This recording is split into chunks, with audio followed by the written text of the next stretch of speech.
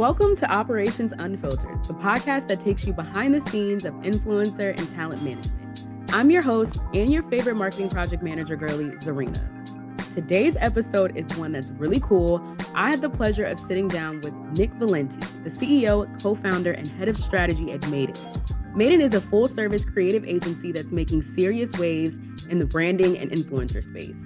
And you guys know this wasn't your average boring conversation with an executive, no. Nick brings that finance meets feelings type of energy to the world of creative strategy. We talked about his latest campaigns with the San Diego Football Club and Formula One Las Vegas. We also chatted about why they brought influencer marketing in-house and what small businesses really need to understand about using creators effectively. Oh, and we got into the logistics, the nitty-gritty. We talked all about the tools that he and his team use. Everything from Trello to Slack, and he even said my favorite three letters, an SOP.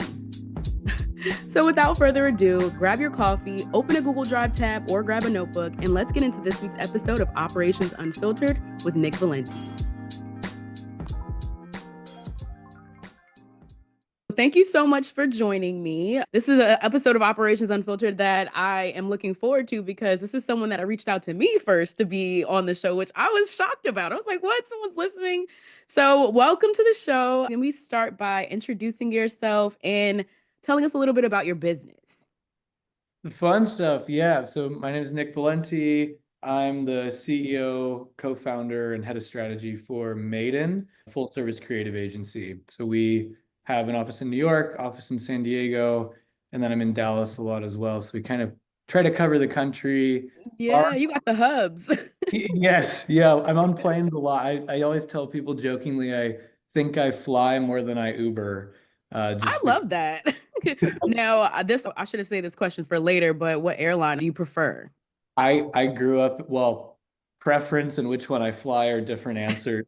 So This is I grew up in Dallas, so American Airlines is the my hub. Yeah. airline that I have to use. I love Yeah. that they're a part of One World, so it's good for international travel. I think Delta is the best airline though, but I don't have that privilege of flying them. Just curious, because I'm a Houston girly, born and raised in Houston. So we have the two airports, and people are gonna laugh at me, but I love Southwest. I don't know. I feel like people say it's the Greyhound of the sky, but I like it. So I was just interested to see what you prefer.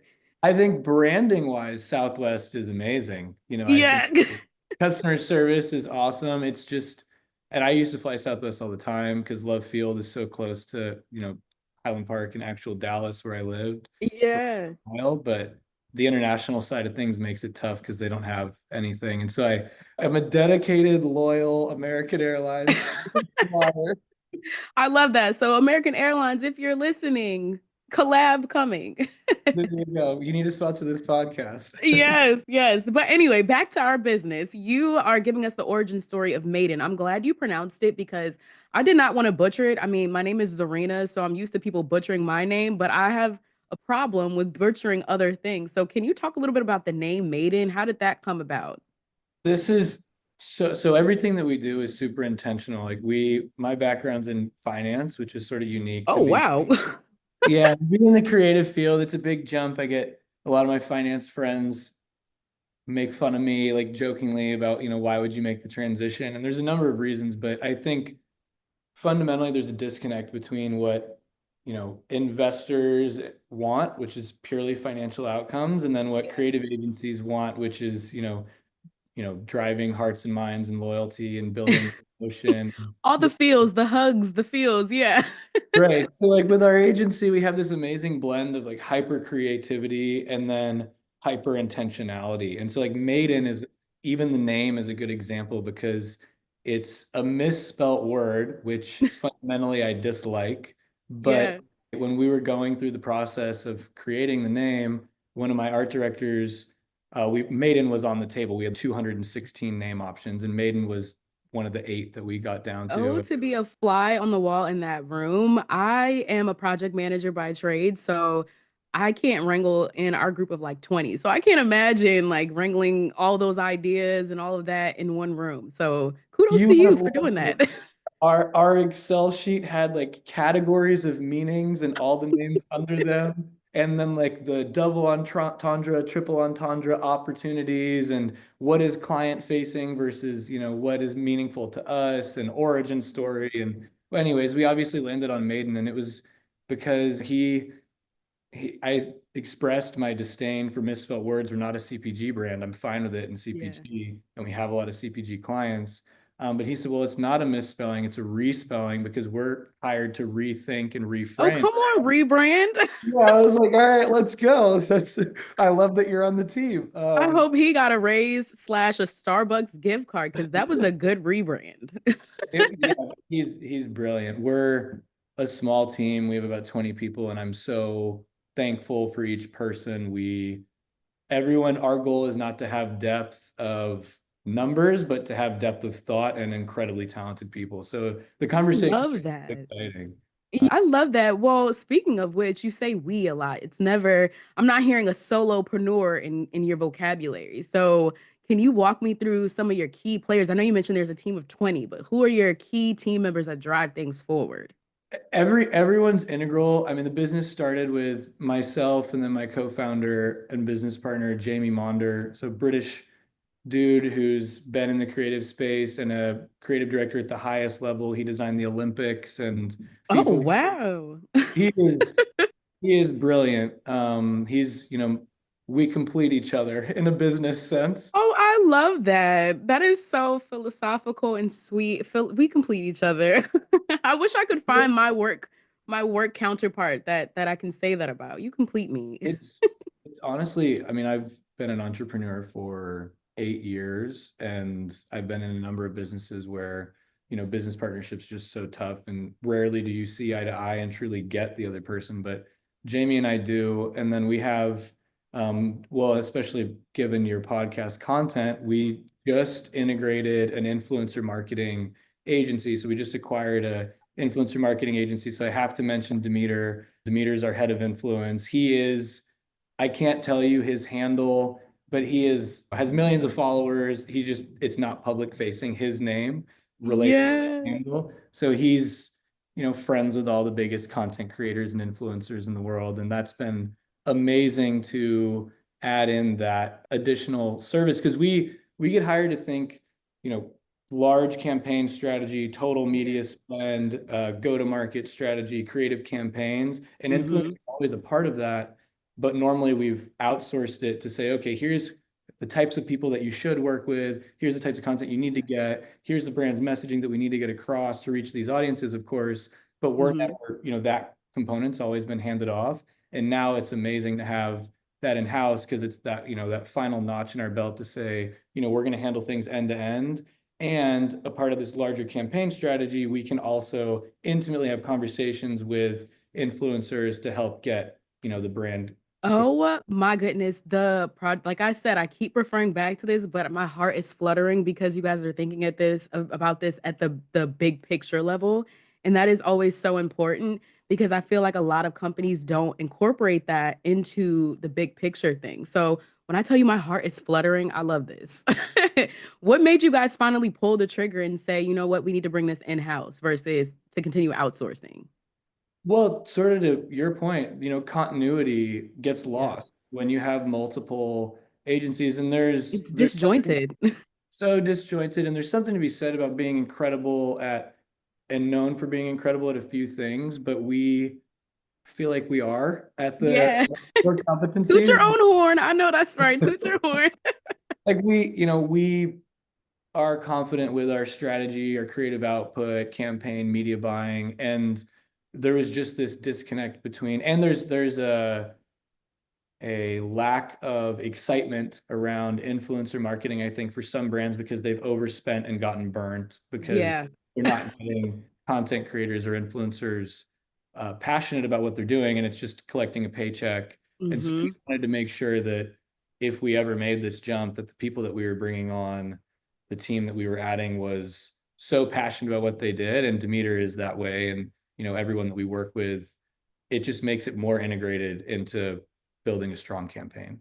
That is the perfect representation of what I talk to my clients about. It's like if you think about it at the big picture level, the little individual sprints will all make sense. And I know that so many of my small businesses, they're scared of working with creators, but if you think of it at the big picture, you figure out how to weave them in. It's honestly not so scary. So thank you for walking us through that. I appreciate that. You're welcome. You're absolutely right too. I mean, especially with limited dollars, right? Like medium-sized brands, smaller brands, every dollar is so important.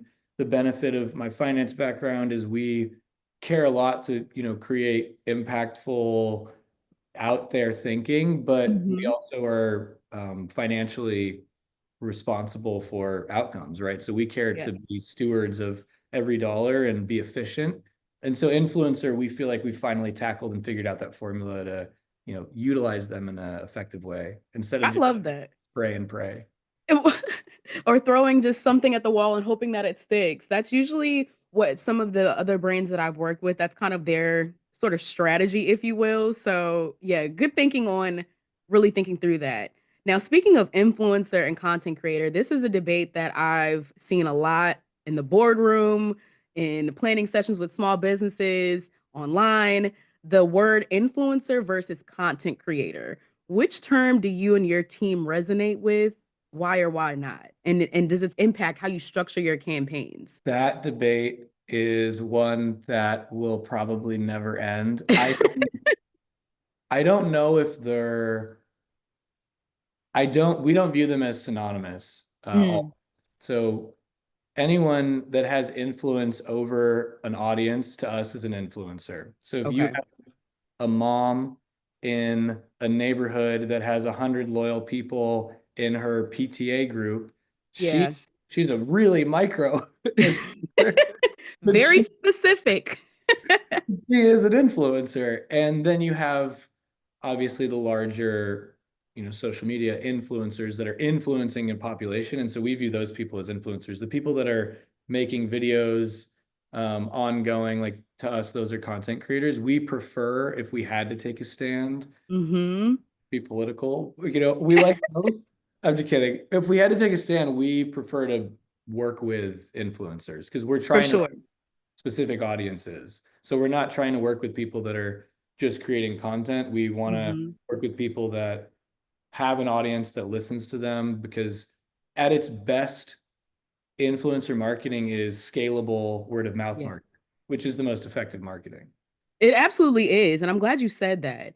Now, talking about the type of campaigns that you work on, does that also impact the type of influencer that you and your company would reach out to? And if so, would you be able to share who you've worked with in the past or an ideal influencer that you would want to work with?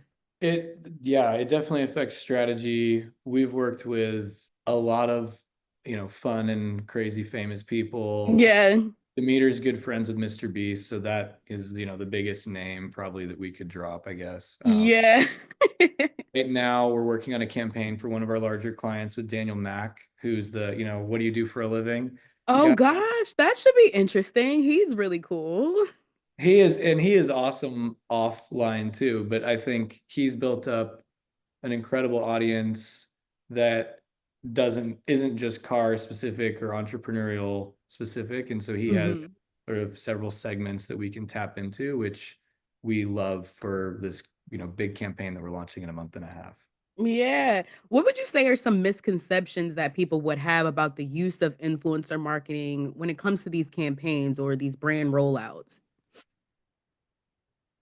Several things. So the biggest thing that we try to tackle with especially younger brands is you paying someone to help promote your brand is not the silver bullet. That's not Yeah. going to get you a million, 10 million, $100 million in sales off of one person. And then of course we get they come back with, well, it did this for this brand. And then our feedback is, well, the moment that you saw it did that, but they had been telling their brand story for a long time. There's other levers that they pulled with Yeah. in real life with They activation. didn't put all of their eggs in one basket. That's what you're essentially saying. Yeah, I'm definitely saying do not do that.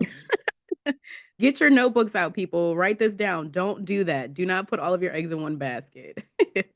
And they're humans, right? So you need to, if you're head of partnerships or you're head of influence or whatever you are within a brand, you don't need to do anything, but we would recommend that you actually form a relationship with the people that you're going to spend tens of thousands, hundreds of thousands of dollars with, because For you want sure. to be bought in to whatever they're promoting as authentically as possible.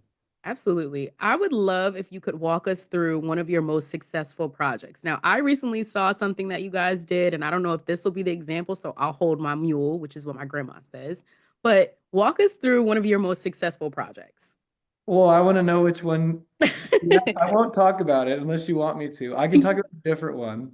I I, was gonna say the San Diego Football Club because honestly, that's the one that I just saw. And I'm a sports girly. I'm in my sports era. I have a few clients, they're football players. So I love the whole world of sports. So when I saw that, I was like, oh my gosh. So that's the one I was gonna talk about.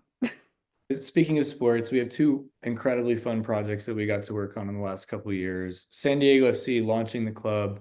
We found out we won Digiday's best first to market campaign, which is so exciting for us. Congratulations. That is so big. That's exactly why I was like, oh my goodness, let me talk about that. That is crazy. Congratulations.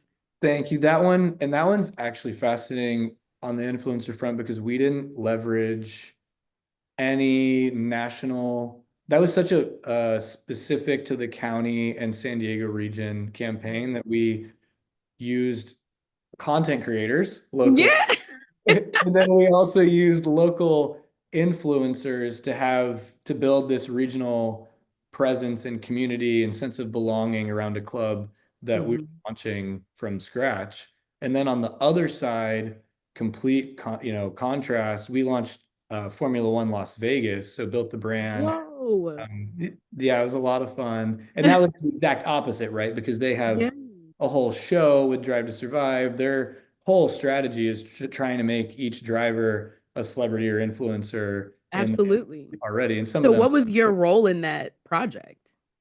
we got to build the brand. So the visuals, we got to design the campaign strategy. So go to market of ultimately how they sold tickets, the copy that went on the columns in the hotels, and Oh, then this was full service. Oh my goodness. I'm a huge F1 fan and I race karts, like go-karts for, Yeah.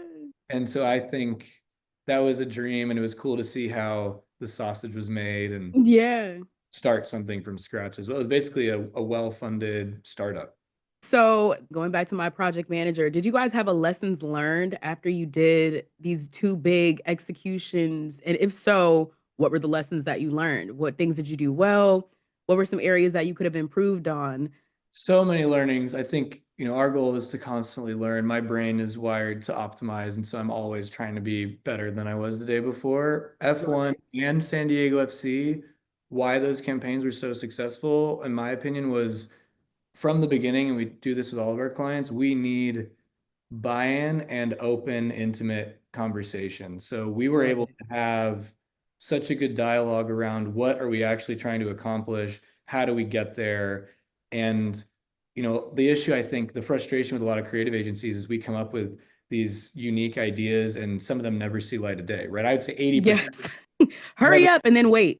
Exactly. And it's, oh, well, that's too risky. We're not going to do it. And so to the leadership at F1, the leadership at San Diego FC, it was so rewarding for them to have communication with us and for us to be an extension of their team and them to agree, yes, we're going to do these things that you guys want to do. Oh, That I love that because so many of my projects have gotten stuck with legal. I love legal, but it's like our creative team and our marketing team, this is at my corporate job, they all have this amazing idea.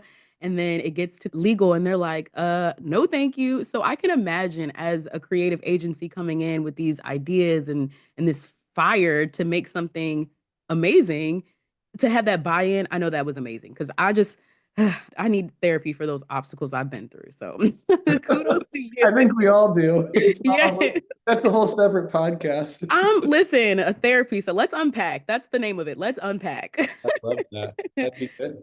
Yeah. So speaking of these big projects, I really would love to know. I'm the tech girly as well. What tools, technology, Excel sheets, Asana, Smartsheet, what did you guys use not only for external communication with your clients, but on the internal front? I know a lot of people like Slack, a lot of people hate Slack. So give me the rundown on the tech stack that you guys have.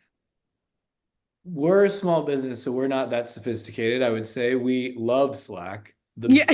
thing we've ever done was get our clients, when we onboard them, we basically say politely, you can of course email us, but if you want a faster response, we're going to create a Slack channel for you. Absolutely. As you know, there's so many systems and people are using various things. We use Trello a lot for project management type things Mhm. of making sure we're going from phase to phase, timelines are Absolutely. getting hit. The worst but mostly true stereotype in creative is like we're not good at time management. So And thankfully, that's not true. I am a creative operations project manager. That is my job to make sure my creatives are on time. Like I'll let you guys doodle and noodle, but move it along. That's not true. So here to bust that myth. yeah, people with your skill set are a must, especially as agencies scale. For Because of sure. course, there could always be more time to come up with a better idea potentially. But I also think that creating this um, sense of urgency helps psychologically to, focus on getting ideas out there and actually executing on things. Otherwise, we would just forever be in ideation and nothing would get. Absolutely, absolutely. And I would hope that the tech stack that you have also helps to push some of that forward because I know some of the obstacles that smaller businesses have is that tech fatigue or tech overload, where they're so busy trying to formulate the process in the tech stack that they don't push things forward. So, do you see that at all with your team? And if so, how do you combat that? Well, so probably similar to you, my background in private equity operations. So I am wired to make sure that we're moving along and organize. It then frees up time to be more creative. Absolutely. So we've definitely had a slow adoption when we introduce new tools, but we're at Yeah. a point now where we have a really good, standard operating procedure and we Ah, know where you're data. gonna make me cry. You said SOP. I'm gonna cry. Where is my tissue? Oh my gosh. I love it. Version control, dates at the bottom, control Yeah. numbers. Well, and the Okay. biggest thing too is like version control, what you're saying, like having, we just presented to a client this morning on a big project and we went through probably 7 iterations of this deck in Keynote and sending it back and forth. I know that you can collaborate. So anyone that's listening, it's like, oh, you should have just hit collaborate. That does not work half the time. Keynote needs to fix that. It's so frustrating. So we just send, 400 megabyte decks back and forth until they're done. But once it's done, it needs to live in a centralized Single folder. source of truth. Yes, because Yeah. we'll The revisit compliant person in me is looking at you like, where did you store this? Who has the final version? Google Drive, which people love, people hate, but we like it. It's easy. I can use it on my phone. I travel a lot. It's Yeah. um, very user friendly. So yeah. How do Now, you feel about these? Like what does your team use? so I'm a solopreneur. So on the solo side, managing Operations Unfiltered, managing Live More Agency. I'm a Google Drive girly through and through. I love my Google Sheets. I use Trello a little bit. That's not my zhuzh, it's not my thing, but everything lives in Google Drive. Now at work, in my corporate life, we've gone through several iterations of tools that we've used. I worked in health insurance when I first got out of college, and they used a very different version of Workfront. It was before it was acquired by Adobe, so very archaic looking, but that's what we used. And then I went over to higher education. I worked at Johns Hopkins Carey Business School, and there we also used an archaic tool, but I helped our team move over to Smartsheet, which I will forever die on the hill that I love Smartsheet. Smartsheet can do no wrong. What I tell people, it's like an automated version of Excel. There's so much you can do with it. You can house attachments. So if I could die, I want them to bury me in the smart sheet like attire. That's my thing. So currently we use Adobe Workfront. I like it. It's intense. So moral of the story, I'm a smart sheet girly. If I could use smart sheet forever, I would. But I always use Google. Google everything. Agreed for now. Yes, I'm yes. just anti Outlook. Being in finance, it was Outlook is the most adopted but worst system I have ever used. It is. And honestly, it's like I feel like a Mac user who uses a PC when I use Outlook, if that makes sense. Are you a Mac user or are you a PC? I have parallels, so I have a Okay, so you can switch. You know what I'm talking about. yes. You use both sides of your brain. I I love that. Okay, so my last thought about project management, because I could talk all day about the logistics. What's something you wish more clients understood about whether it's the tools, the process, being involved? What would you want them to know about that? That's a fun one. It's a tough balance, right? Because we're a service-based business. So at the end of the day, we need to meet the client where they are. But Hmm. if I could design a world, that's why I'm answering it, because that is the question. I would love for clients to not communicate with me on 10 different platforms, which is kind of what we're talking about, which I love it. it's tough though, because some people just, I do say, of course everyone uses email, that's easy, but I get inundated with emails. Slack is the Hmm. organized way for me to communicate with clients. And if I'm flying or in a meeting and it's a design question, my design team can answer it because they can see it. Whoever's on the project is, I mean, you know how Slack works, right? So it's amazing, Yes. but I still get WhatsApp messages and pings and Signal, and I get called, and I'm fine with. Um, I love being client facing, and I love having the personal relationship. But it's just when things are being asked that I don't need to directly answer. I Yeah. really wish people just universally adopted Slack.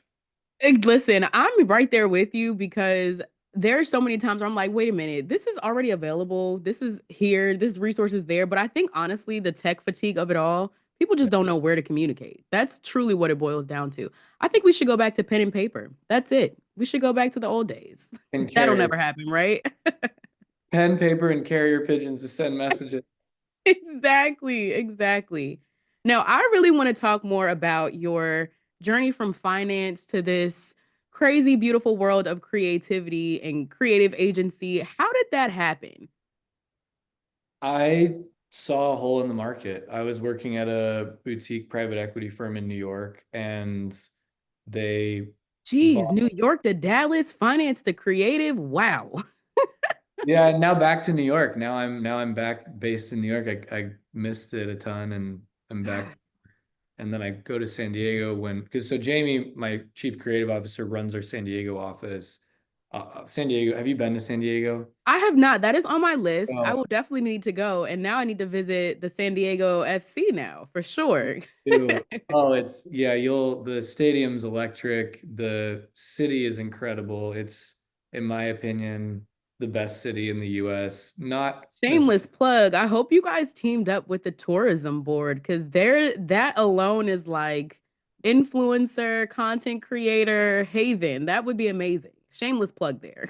their slogan is the finest city. So they're already doing a lot right, which I didn't Uh, know that, but until the San Diego FC project. But yeah, and I was born there. So it's oh interesting. wow. City. That's their slogan, That which is so crazy. you have hiking, you have the ocean, you have everyone's so kind, the culture is so diverse, the weather is obviously amazing. It's a Yeah. place to be. I Um, need to move that up on my list. Jeez. Especially this summer. Yeah, post June, the water starts to get warmer. It's anyways, yes. Yes, San look at him. He's Diego's going right back. next. I'll have to get with you for some food spots because I'm a foodie. I need some great food. I'm sure the seafood's amazing. Send Oh, me all your faves. I'm Italian and French. I love food and I love Pasta, send me the pasta. I will. Oh Um, my goodness. yeah, So you went to finance. What school did you go to, if you don't mind sharing? I went to SMU in Dallas, so private school in Dallas. They had a program where I think it was 80 or 100 kids were direct admins into the business school as freshmen, so we didn't have to Okay. wait till sophomore year to apply. So, and I got good scholarship money to go there. I followed a girl from high school at the time. That was part of the Oh influence.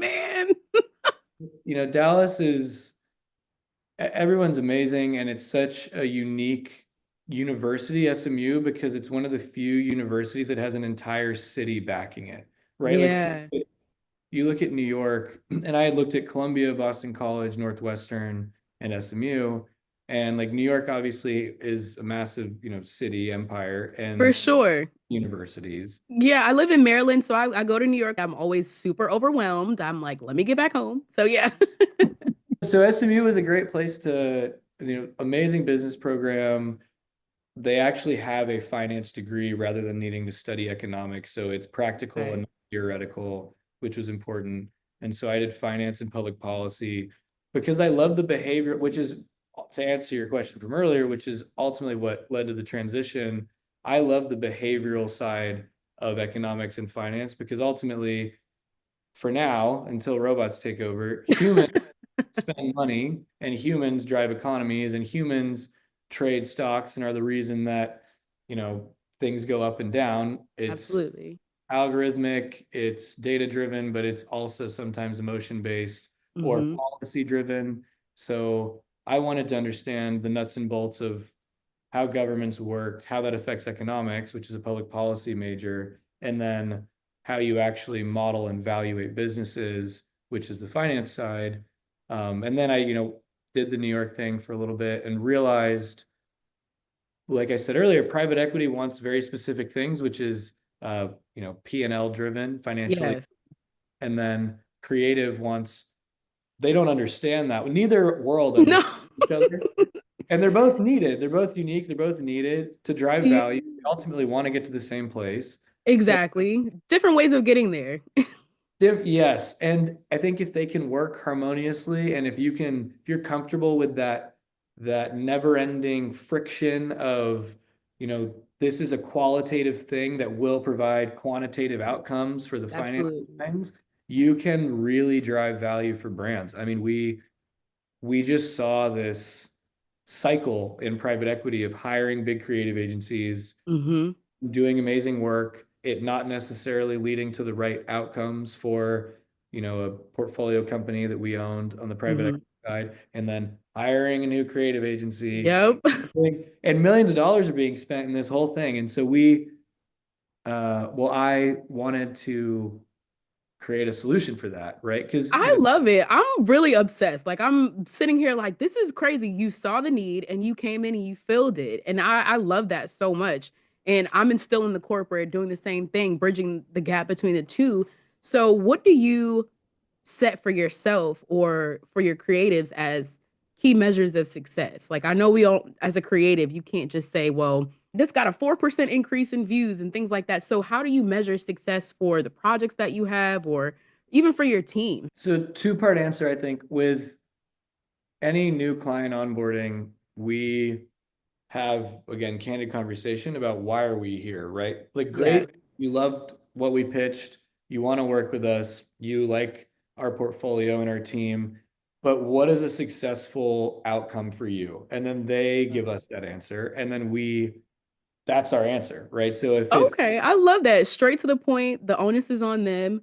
The other part, the question that is bubbling inside of me, because I know the people who I've worked on projects absolutely hate this. Do you have a RACI model? Responsible, accountable, consulted, informed. So there's no communication errors. There's no misunderstanding about who's supposed to review, who's supposed to approve. Do you have that? And if not, would you think that that would be important or helpful to implement? that is so important. We learned the hard way early on as an agency. You must know who needs to sign off on Thank things you. Say and it louder for the people in the back. scope of work Oh, needs to be clearly communicated. this is out of scope. I can't, I love sending those emails. I'm so sorry. This is out of scope. I love it. I feel, yeah, it's a fine line, right? Because we're in this business to over deliver and create beautiful things, Hmm. but we can't. And we have these conversations, Jamie and I internally. It's like, okay, if we're doing something that's out of scope, we are basically investing in their business, but we don't have equity in their business. So Hello? we're paying for it. So it's a fascinating, there's obviously a fine line of things, but we really try to create that open communication and clear communication. And we haven't at times, right? It's been a Yeah. learning process. Because you're also like, creatives need to understand that the other side, your clients, don't necessarily understand your process. They don't Correct. they know the outcome that they want, but they don't know.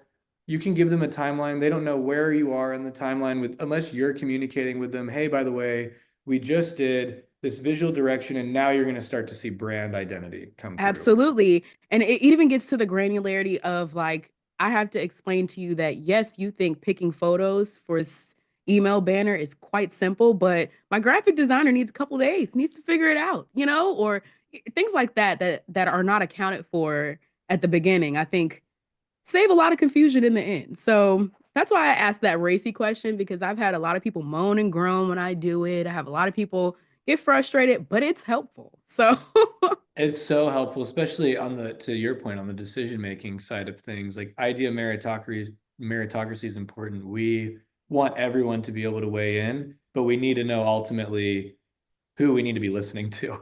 yes, for sure.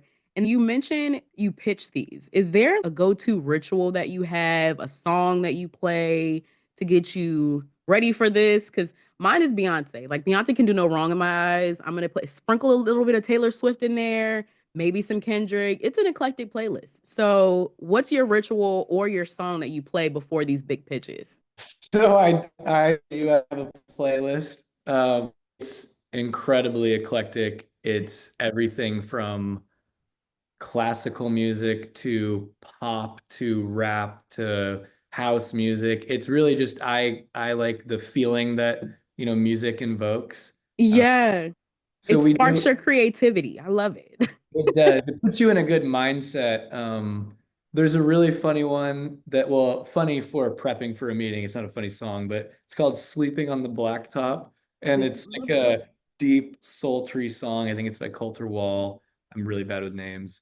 But it's like you feel like you're, in a Western film and going into a duel or I something. love it. Okay, I'm adding that to the list. Good. Okay. Are there any podcasts that you have on rotation right now? Of course, other than Operations Unfiltered, duh, but any other ones? Operations Unfiltered, and then I love Tim Ferriss. Okay, Tim Ferriss. Tim Ferriss. And I Um, do reading. I read probably more than I that listen. was gonna be my next question because I'm in my book era. I'm reading Set Boundaries to Find Peace by Nedra. I can't pronounce her last name, but I'm in my Say No Girl era. So that's helping me find my center. And then of course I love reading case studies. Such a weirdo. So I'm reading Applied Crisis Communication. So because with all of the crises that are happening, I just want to spruce up my toolbox. So those are the two that I'm reading. So please It's give me brilliant. something else other than those case studies to read. There's an amazing marketing book called Contagious, which is awesome. Everyone should read it. Alchemy, which is Rory Sutherland, who is, Ogilvy. And then I'm currently reading Rational Transparency, which Oh, I is, love that. and that's more of a human behavior book, which I find fascinating. Um, I could go on. I mean, it's Have tough. you ever read Digital Minimalism? That's been on my list for a while, but I have not read it just yet. It's getting at. Digital Minimalism. And I would love for another creative who's the exact opposite of that. Our world we can't be minimalist. We can't be so I would love to see someone in our space read that and give their perspective because I know there's such a negative connotation with social media. It does do poor things to our mental health, but I mean, there's a whole world of us that make this our living. So digital minimalism. It's added to the list. And Yeah. social media is not going away. So people can complain about it, but they really just need to learn to use it as a For tool. sure. Get on board. That's what I keep saying. Get on board. You mentioned you traveled a lot. How do you maintain this work-life balance? Is someone telling you to eat? Are you reminding yourself to eat? Are you taking naps? Like, what is happening? Mom? Right. I'm happy to do so. Like, what is happening? Health is so important. I love fitness and health and wellness. We actually had a supplement company that we were involved in and invested in and did the branding and marketing for. And I learned so much because we had some of the best nutritionists in the world involved in that. I It's a moving target. Diet is key when Mhm. traveling. I am a foodie like you, so I still go out and eat. I Yes. really try to prioritize getting in the gym, sleeping well. I have a remote trainer that there's a new thing over the last couple of months just to give me the structure because otherwise I'm going in the gym doing what I want to do based on my Yeah, not a way to see progress. So for it's sure. she tells me your mood doesn't matter. It's the plan that you need to stick to, which I think Hello. Let me write that down. Your mood doesn't matter. It's the plan you yeah, need to stick to. yeah, it's I am gonna put that on my forehead. Like, yeah, it's just, daily making sure you get in because you feel so much better when you're active. And yeah, it's sort of this, I call it the paradox effect, right? Like to have more energy, you have to sleep. To build muscle, you have to tear it down.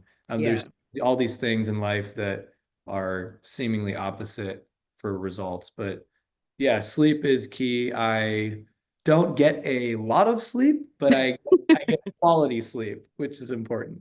So all the entrepreneurs, serial entrepreneurs, get some sleep, make sure you watch your diet, all of the things. Take care of yourself. That's the moral of the story. It is. You can't get back. Health is the most important thing. For Yes. Well, Nick, thank you so much. I've learned so much. This has been a great conversation. How can everybody keep in contact with you, keep up with all things Maiden, follow you? How can they stay in the know? So our website's Maiden, MADIN.com. Social media is Maiden Agency. And then mine is Nick Valenti with 3 eyes. With three. Okay. Real creative. I like it. Thank you so much again for joining me. It was a pleasure, and I will see you next time. Thanks, everybody.